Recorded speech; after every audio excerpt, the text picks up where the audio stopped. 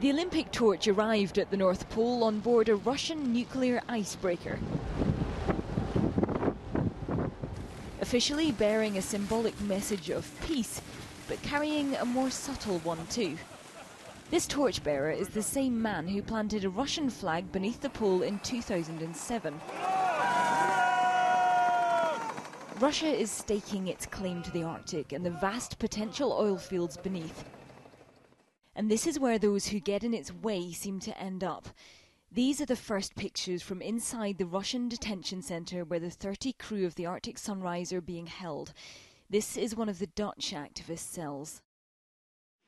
Outside, their friends and colleagues have been queuing for much of the night to try to get food and basic supplies in.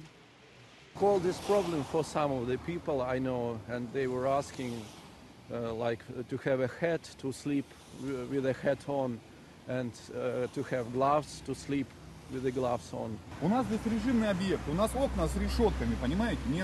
We're then interrupted by a guard who stops us filming outside.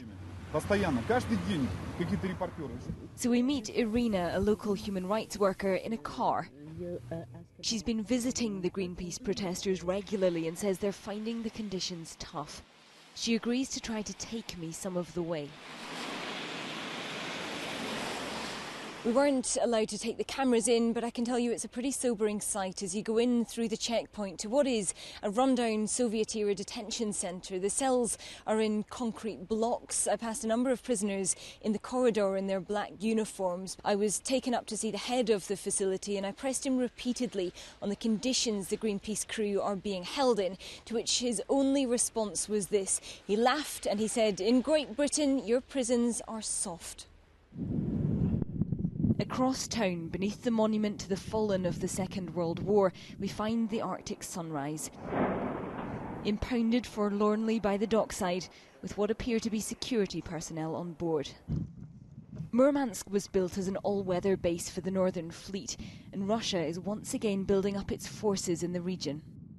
In the next decade, the Arctic will become an international arena where national interests of many different countries will clash. I think Russia is sending a message that we will defend our position in the region.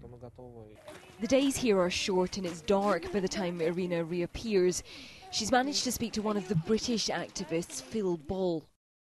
For him, it's much more difficult to be far from his family, when his children will be without him maybe many years.